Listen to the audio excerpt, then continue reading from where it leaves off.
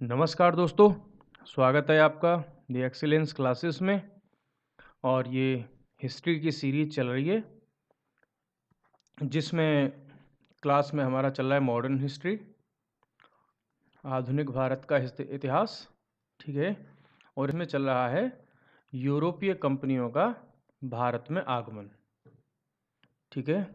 और अब तक इसमें हमारी पहले से 3 क्लासेस हो चुकी हैं और आज ये हमारी चौथे नंबर की क्लास है। तो इस क्लास में हम बात करेंगे एक तो डेनमार्क से जो लोग आए डेनिस की, और इसके बाद हम बात करेंगे फ्रांस से जो कंपनी आई उनकी, क्योंकि इससे पहले हम बात कर चुके हैं पुर्तगालियों की, डच की और अंग्रेज़ों की। इन तीनों की हम बात पहले से कर चुके हैं और अब हम इन दोनों की बात करेंगे। तो आइए स्टार्ट करते हैं। Good evening. फटाफट से क्लास को शेयर कर दीजिए और वीडियो को लाइक कर दीजिए, मीन्स क्लास को, और चैनल को सब्सक्राइब कर लीजिए अगर नहीं किया है। तो आइए स्टार्ट करते हैं। ओके, बात करते हैं किसकी, डेनमार्क वालों की। हमने फर्स्ट क्लास में ही वीडियो देख लिया था यूरोप का कि ये डेनमार्क कहाँ पड़ता है, वो सब हमने देख लिया था। ठीक है। तो जो भारत में लोग आए, पुर्तगाली आए, डच आए, अंग्रेज आए, तो इनके बाद नंबर आता है किसका, चौथे नंबर पे आता है यूरोप से आने वालों में डेनिस का। ठीक है। इससे पहले हमने 3 थे, उसकी ट्रिक भी देखी थी हमने कि पूड़ी दाल अंडे फ्राई, ये वाला जो ट्रिक देखी थी, तो उसको एक बार फिर से रिवाइज कर लीजिएगा। और इनका आगमन कब हो रहा है, 1616 में, 1616 में ये आ रहे हैं। और त्रावणकोर, श्रीरामपुर, इन जगह पर क्या बना रहे हैं, वो अपनी फैक्ट्रियां बनाई इन्होंने। और इनका बहुत ज़्यादा कुछ जानने योग्य इसमें नहीं रहा, और बस इसमें से 2-3 क्वेश्चन बनते हैं कि मीन्स चौथे क्रम पर कौन आया था, चौथे नंबर पर तो ये आए थे, अगर वो क्रम की पूछता है तो। और इन्होंने अपनी फैक्ट्री वगैरह कब बनाई, तो 1620 में बनाई इन्होंने। और पहली मीन्स आगमन तो 1616 में हो रहा है, लेकिन फैक्ट्री वगैरह 1620 में बना पा रहे हैं क्योंकि परमिशन वगैरह बहुत कंपटीशन था उनमें, कंपनीज में आपस में। दूसरा इसमें से एक क्वेश्चन बनता है कि इनकी फैक्ट्री कहाँ पर थी, तो एक तो त्रावणकोर जिसको आज हम बोल देते हैं, और एक था श्रीरामपुर या श्रीरामपुर पश्चिम बंगाल में। ठीक है। और अब इसमें एक बात होती है कि ये कब जो है भारत से चले गए, तो 1845 में ये क्या चले गए, यहाँ से भारत से चले गए, कुछ व्यापार वगैरह करते रहे लेकिन बहुत ज़्यादा जम नहीं पाए, और इन्होंने अपनी फैक्ट्रीज वगैरह किनको बेची थी, अंग्रेजों को। एक ये क्वेश्चन यहाँ से बनता है। ठीक है। बाकी कुछ अगर एक्स्ट्रा होगा तो आपको पीडीएफ में दे दिया जाएगा। अब हम बात करते हैं फ्रांसीसियों की, जिन्होंने एंड तक टक्कर ली किनके साथ में, अंग्रेजों के साथ में। आइए इनके बारे में जान लेते हैं भाई। देखो फ्रांस की ये जो कंपनी आई थी, तो एक तो सबसे बात क्या है कि सबसे बाद में आए ये लोग। तो यहाँ से क्वेश्चन आता है कि यूरोप से आने वाले व्यापारियों में सबसे बाद में कौन सी कंपनी आई, तो फ्रांस की कंपनी आई। और किस राजा के शासनकाल में, तो लुई 14वां। ठीक है। लुई जो 14th था फ्रांस का सम्राट, उसके काल में ये कंपनी आई, और उस समय बहुत सारी और भी कुछ घटनाएं हुई थी। दूसरी बात यहाँ पूछती है कि भाई जो सम्राट का जो कौन मंत्री था जिनके प्रयासों से इस कंपनी की स्थापना हुई थी, कौन सी, फ्रेंच ईस्ट इंडिया कंपनी की ये कंपनी की स्थापना हुई थी। तो ये मंत्री था इनका कोलबर्ट, उनके प्रयासों से इस कंपनी की स्थापना हुई, और कंपनी का नाम ये था कंपनी फ्रैंकस देस इंदेस ओरिएंटलिस, ये फ्रेंच भाषा में इसका नाम है। ठीक है। इसको याद कर लीजिएगा, कई बार पूछा गया है। अब दूसरी बात करते हैं हम कि इन्होंने जो व्यापारिक कंपनी को, जो इनको जो विशेष अधिकार मिले यहाँ पर व्यापार करने के लिए, तो पहली बात तो इन्होंने जो फ्रांस की गवर्नमेंट थी उस समय की, जो राजा था, वहाँ से ही इनको कुछ विशेषाधिकार मिले थे इस एरिया में व्यापार करने के लिए, इंडिया के साथ, अदर कंट्रीज़ के साथ में। तो इसको इसलिए क्या कहा जाता था, सरकारी व्यापारिक कंपनी कहा जाता था, क्योंकि ये प्राइवेट नहीं थी। इसीलिए मोस्ट ऑफ द केस में क्या हुआ था कि अंग्रेज़ों की जो कंपनी थी वो ज़्यादा सफल रही, क्योंकि उनके ऊपर कंट्रोल नहीं था, ये कुछ भी अपने हिसाब से डिसीजन ले सकते थे। अब फ्रांसीसियों के बारे में क्वेश्चन पूछा जाता है कि मीन्स किस जगह पर फ्रांस वालों ने अपनी पहली कंपनी मीन्स फैक्ट्री की स्थापना की थी, तो कहाँ की थी, सूरत में की थी इन्होंने। और किसने, फ्रैंकोइस कैरो नाम का एक व्यक्ति था, इनका गवर्नर था, उन्होंने इस कंपनी की लिए जो है सूरत में पहली फैक्ट्री की स्थापना की थी। ये क्वेश्चन कई बार रिपीट हुआ है, कई बार आया है। अब हम बात करते हैं, और इसके बाद उन्होंने जो दूसरी कंपनी गोलकुंडा जो है, गोलकुंडा के सुल्तान से अनुमति प्राप्त करके मछलीपट्टनम, जिसको हम मसूलीपट्टनम बोल देते हैं, वहाँ पर स्थापित की। ये दूसरी फैक्ट्री थी। ये क्वेश्चन ये भी पूछा जाता है कि फ्रांस वालों की दूसरी फैक्ट्री कौन सी थी। तो कौन सी थी आप बताइए? मछलीपट्टनम। ठीक है। अब दूसरी हम इसमें एक बात और करते हैं कि जो इस कंपनी का जो डायरेक्टर था कौन, फ्रांसिस मार्टिन, इसने वर्ली कोंडापुरम वगैरह वाला जो एरिया है उसके सूबेदार, वहाँ का सूबेदार था कौन था? शेर खान लोदी। अभी इनके बारे में डिटेल में भी पढ़ेंगे जब हम बहुत सारी चीज़ें अभी पढ़ेंगे, क्योंकि अभी तो केवल इनका हम आगमन पढ़ रहे हैं, बाकी तो अभी इनके बारे में बहुत कुछ पढ़ेंगे। और इन्होंने क्या किया कि पौंडचेरी वाले एरिया को किस पर ले लिया इन्होंने? इस व्यक्ति से कुछ गांव लिए थे, जो कि आज तो पूरा एक प्रदेश जैसे जिसमें बन चुका है। तो फिर बाद में उसी को क्या बन गया, वो कई सारे जो गांव थे वो बन के निकला क्या? पौंडचेरी। ठीक है, इसको हम देख लेंगे, अभी मैप में देख लेंगे। पौंडचेरी के बारे में आप और भी कुछ जानेंगे, अभी अचंबा करेंगे। यहाँ देख लीजिए, जब हम बात करते हैं पौंडचेरी की, तो पौंडचेरी ये रहा। ठीक है, ये क्या है? यूनियन टेरिटरी, अर्थात संघ शासित प्रदेश।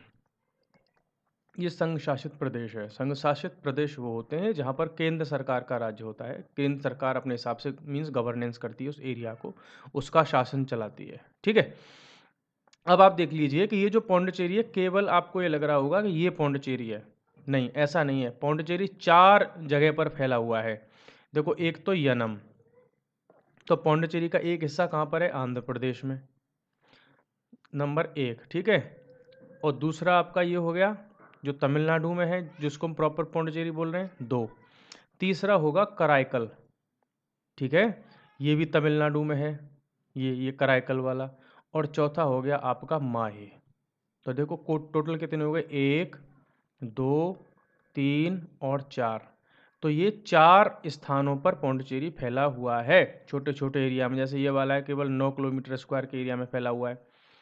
तो अब आप ध्यान कर लीजिएगा, यहाँ से क्वेश्चन बनते हैं पौंडचेरी को लेकर के बार बार। अब इसका नाम पहली बार तो इसका नाम कर दिया गया है पुडुचेरी। ठीक है, पहली बात तो इसका देखो एक क्षेत्र कहाँ पर है? आंध्र प्रदेश में। तो कभी कभी क्वेश्चन पूछ लेता है वो कि पौंडचेरी के जो डिस्ट्रिक्ट्स हैं, जो एरियाज़ हैं, वो कौन कौन से राज्यों में फैले हुए हैं। तो देखो, आंध्र प्रदेश में है, हाँ यस। तमिलनाडु में है, यस। केरला में है, यस। क्या कर्नाटक में है इसका कोई एरिया? नहीं, तो कर्नाटक में नहीं मानेंगे हम इसको। क्या उड़ीसा में है ऊपर कोई एरिया? नहीं। क्या गोवा महाराष्ट्र में है इसका कोई एरिया? नहीं। तो आपके लिए यहाँ से 3-4 क्वेश्चन जो है ये तैयार हो गए। ठीक है, अब हम इससे और थोड़ा सा आगे बढ़ते हैं। ठीक है, अब इसकी हम बात कर लेते हैं। आपके मन में प्रश्न उठ रहा होगा कि यार ये जगह जगह पर क्यों फैला हुआ है, एक ही जगह क्यों नहीं बनाया? तो पहली बात तो ये है कि ये जो 4 एरिया हैं, ये फ्रेंच के कब्जे वाले एरिया थे, जिसको हम आज हम पौंडचेरी पुडुचेरी बोल देते हैं। ठीक है, एक कराईकल और आपका माहे और यनम और एक खुद पुडुचेरी अर्थात पौंडचेरी, ये सब मिलकर के बनाते थे क्या? पौंडचेरी। अब जब यहाँ भारत स्वतंत्र हुआ तो 1956 में एक ट्रीटी हुई थी यहाँ के इस एरिया को लेकर के कि भाई इन एरियाज़ को आप क्या नहीं करोगे कि जो जहाँ जहाँ पर फ्रेंच वालों की सेटलमेंट्स थीं, इन लोगों की जो सेटअप था, उन एरियाज़ को मीन्स किस में नहीं मिलाएंगे? भारत के अन्य राज्यों में नहीं मिलाएंगे। ठीक है, ये एक ट्रीटी हुई थी, सेसेशन ट्रीटी। इस तब इन शर्तों पर, और भी कई सारे फैक्ट्स थे, वो जानने की ज़रूरत नहीं है। उन फैक्ट्स के उन शर्तों के आधार पर ये भारत की राज्य में अर्थात भारत में मिलने को तैयार हुए थे। तो 1956 की जो ट्रीटी हुई थी कि भाई हम अलग से अपना ये सब सिस्टम रखेंगे, तो तब से लेकर के आज तक ये अलग बिल्कुल हैं। इनको अलग मीन्स भारत के किसी राज्य में नहीं मिलाया गया है। ओके, चलिए दूसरी बात अब हम कर लेते हैं। हाँ, इसमें आप एक चीज़ और देख लीजिए कि पुडुचेरी की राजधानी क्या है? तो वो पौंडचेरी ही है, पुडुचेरी। क्यों? क्योंकि ये उसका सबसे बड़ा ज़िला है, सबसे ज़्यादा एरिया वाला ये जिसको हम बोल रहे हैं ये वाला, ये तो इसकी कैपिटल यही रहेगी, क्योंकि सबसे बड़ा वाला ये है, मेन पुडुचेरी यही है। ठीक है, बाकी इसके वो एरिया वहाँ पर फैले हुए हैं। अच्छा, अब हम बात करते हैं कि 1673 में जो बंगाल का नवाब था शाइस्ता खान, है ना, उसने क्या किया कि फ्रांस वालों को एक जगह किराए पर दे दी जिसका नाम था चंद्रनगर। तो यहाँ पर चंद्रनगर पे इन्होंने क्या किया, एक अपनी फैक्ट्री वगैरह के लिए एक एरिया में कुछ किला वगैरह बनाया, एक जिस किले का नाम रखा गया फोर्ट ऑर्नलियस। फोर्ट ऑर्लियंस ये बनाया। तो कई बार पूछ लिया जाता है कि फ्रांस वालों ने जो फोर्ट और ऑर्लियंस बनाया था वो आज भारत के किस राज्य में आता है, तो आज वो पश्चिम बंगाल में आता है, वेस्ट बंगाल में। ठीक है, ये क्वेश्चन ये तैयार हो गया। और कौन सी कोठी चंद्रनगर की प्रसिद्ध कोठी, ये भी क्वेश्चन आया है। चंद्रनगर की प्रसिद्ध कोठी किन यूरोपियों की थी, तो आप बताइए। ये फ्रांस वालों की थी। ठीक है, ये फ्रांस वालों की थी। दूसरी बात, डचों ने क्या किया था एक बार कि अंग्रेजों की सहायता से इस पौंडीचेरी को 1693 में, ठीक है, फ्रांस वालों से छीन लिया था अंग्रेजों ने, सॉरी डचों ने। और किसकी सहायता से? अंग्रेजों की सहायता से। क्यों? क्योंकि अंग्रेजों का और फ्रांस वालों का हमेशा से 36 का आंकड़ा रहा, क्योंकि इनकी वहाँ यूरोप में आपस में युद्ध चलते रहते थे। उन्हीं को अभी हम देखेंगे, जब कर्नाटक के युद्ध पढ़ेंगे तब उनको भी समझेंगे हम। और अब इसके बाद क्या हुआ, एक रिजवे नाम की संधि हुई। तो इस संधि के बाद जो डचों ने, अभी जो हमने यहाँ पे देखा था, ये देख लो, ये डचों ने जो इसको छीन लिया था फ्रांस वालों से, वो वापस किनको मिल गए? फ्रांसीसियों को फिर से पुडुचेरी वापस मिल गई 1697 में। ठीक है, अब फ्रांस वालों ने कहाँ कहाँ पर जो है अपने व्यापारिक केंद्र वगैरह बनाए, तो एक तो मॉरिशस में बनाया, ठीक है, दूसरा आप उन्होंने माहे में बनाया जो अभी हमने देखा था पुडुचेरी में, एक बनाया कराईकल में। ठीक है, अब इसके बाद क्या होता है कि फ्रांस वालों की जो कंपनी थी वो धीरे धीरे करके भारत की राजनीति में इन्वॉल्व होना शुरू हो गई। ठीक है, मीन्स व्यापारिक लाभ से हट करके वो किस में घुसना शुरू हो गए? राजनीतिक उद्देश्यों की पूर्ति में ये भी सफल हो गए। तो इसी वजह से आगे चल करके एंग्लो फ्रेंच वार होंगे यहाँ पर, जिनको कर्नाटक के युद्ध कहा जाएगा। ठीक है, परिणाम स्वरूप अब होगा क्या, जब ये जो फ्रांस के लोग हैं, फ्रांस की कंपनी है, ये भारत की राजनीति में इंटरफेयर करेगी। उधर भारत की राजनीति में इंटरफेयर कर रहे हैं अंग्रेज। ठीक है, अंग्रेज कर रहे हैं। तो एक तरफ ये कर रहे हैं और एक तरफ ये। अब ये तो पहले से ही दुश्मन हैं एक दूसरे के। क्यों? क्योंकि इनके झगड़े कहाँ चल रहे हैं? पहले से ही यूरोप में चले आ रहे हैं। तो जब यूरोप में ये लड़ेंगे तो फिर यहाँ पर भी इनकी लड़ाई होगी। तो इनकी दोस्ती तो यहाँ होने से रही। तो अब इन कारणों की वजह से कि जब जब यूरोप में युद्ध होगा, इन दोनों में देशों में, ब्रिटेन में और फ्रांस में, तब तब भारत में भी यहाँ पर युद्ध हुए, जिनको हम कर्नाटक का युद्ध या एंग्लो फ्रेंच वार बोलते हैं। अब यही सीरीज जब आगे बढ़ी तो इन्हीं युद्धों को, अंग्रेज और फ्रांस के युद्धों को नाम दिया गया कर्नाटक का युद्ध। तो अब ध्यान रखिएगा इस बात को। ठीक है, और ये कोरोमंडल का समुद्र तट जो है, जिसे आज हम क्या बोलते हैं? कर्नाटक, अभी मैप पर देखेंगे। ठीक है, इस क्षेत्र को, और जो कर्नाटक वाला क्षेत्र था, इस क्षेत्र पर अधिकार के चक्कर में ज़्यादातर क्या हुआ, करीब 20 साल तक इनमें आपस में युद्ध होते रहे। अभी देख लेते हैं इस बात को हम। ठीक है, जो उस समय का कर्नाटक था उसमें देखो क्या क्या शामिल था, जैसे कि दक्कन वाला एरिया शामिल था, और भी कई सारे एरिया थे, अभी मैप पे आपको दिखाऊंगा मैं। ठीक है, अब ये किसके नियंत्रण में था? दक्कन का जो सूबेदार होता था, पूरे दक्कन का, अभी आपको दिखाऊंगा, उसका सूबेदार होता था, उसके अंडर में आता था क्या? पूरा कर्नाटक। और कर्नाटक की उस समय राजधानी क्या थी? कई बार क्वेश्चन आता है। तो कर्नाटक की राजधानी थी अर्काट। ध्यान रखिएगा इस बात को। अब हम एक बार क्या करते हैं, इसको मैप पर देख लेते हैं कि उस समय पर भारत की जो राजनीतिक स्थिति थी वो कैसी थी, जब ये सब सारी चीज़ें चल रही थी। क्यों? क्योंकि अब आगे आने वाले उसमें जो क्लासेस होंगी जिसमें कर्नाटक के युद्ध हम पढ़ेंगे, उनमें भी हमें उस एरिया की ज़रूरत पड़ेगी। तो आइए इसको हम देख लेते हैं। हो सकता है आज की क्लास हमारी थोड़ी छोटी रहे। क्यों? क्योंकि हम कल से चाहते हैं कि भारत में जो कर्नाटक के युद्ध वगैरह उनको हम देखेंगे। क्योंकि आज हम क्या पढ़ रहे हैं, आज तक की जो 4 क्लासेस थी वो इसलिए थी कि भारत में इन सब का जो आगमन था उसको लेकर के क्लासेस थी। तो आइए एक बार देख लेते हैं कि उस समय भारत में ये सीमाएं कहाँ कहाँ तक किन किन देशों की फैली हुई थी। अर्थात देशों का मतलब यहाँ पर आज जो हम प्रदेश बोल रहे हैं, उस समय वो अपने आप को देश समझते थे। ठीक है, ये देख लीजिए आप ये देख लीजिए कि ये तो आपका राजपूताना वाला क्षेत्र हो गया, ये देख लीजिए आप। ठीक है, ये वाला। और ये हो गया आपका पानीपत वाला एरिया, जो आप आगे चल करके हम पढ़ेंगे, पानीपत का युद्ध वगैरह वो सब। थोड़ा थोड़ा सा इनका बेसिक डिटेल के बारे में। दूसरा ये आपका दिल्ली वाला रीजन हो गया, और ये देखो आप पूरा का पूरा अवध का रीजन था ये, जिसमें आपका इलाहाबाद, लखनऊ वगैरह और ये बहुत सारा रीजन, ये सब अवध के एरिया में आता था। मेरठ, हापुड़ वापुड़, ये सब अवध में आ जाता था। और ये देख लीजिए आप उस समय का बंगाल, ये देख लीजिए ये, ठीक है। मैं इसको रेड कर लेता हूँ तो आपको ज़्यादा ठीक से ये दिखेगा, ठीक है। ये आपका देख लीजिए बंगाल था इस पूरे एरिया में, तो कितना बड़ा था। तो इसमें से बांग्लादेश बन गया, पश्चिम बंगाल बन गया, बिहार बन गया, झारखंड बन गया, और आपका जो है असम बन गया, और भी बहुत सारा एरिया इसमें से कट होकर के अलग हो गया, ठीक है। अब हम इससे ज़रा नीचे आते हैं। ये जितना हमको येलो कलर का दिख रहा है, हल्का सा जो मटमैला सा कलर है, ये वाला, ये सब किनके कब्जे में था? ये सब मराठाओं के कब्जे में था, इन पर मराठाओं का रूल था, ठीक है। अब नीचे आते हैं, ये आपका सरकार वाला एरिया कहा जाता था, ठीक है। ये वाला एरिया था, और ये वाला जो एरिया था इसको कहा जाता था मैसूर, ठीक है। इसको मैसूर कहा जाता था। धीरे धीरे इन पर क्या हुए थे, फिर अंग्रेजों ने अपने कब्जे किए थे। और अब ये ग्रीन कलर का जो हमको दिख रहा है, ये वाला, ठीक है। यहाँ पर कौन थे? जो मुगल शासक थे, मुगल, उन्होंने अपने अपने गवर्नर बिठा रखे थे इन क्षेत्रों में। डायरेक्ट रूल नहीं था, लेकिन यहाँ पर वो स्वतंत्र लगभग हो चुके थे।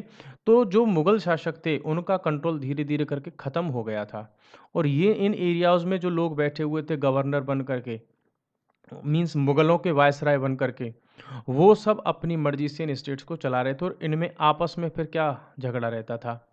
और इसी झगड़े का लाभ उठा करके जो अंग्रेज थे या फ्रांस के लोग थे, वो इनका या तो साथ देते थे किसी एक का, या किसी एक का विरोध करते थे, और धीरे धीरे करके वो इंडिया की राजनीति में घुस गए, ठीक है।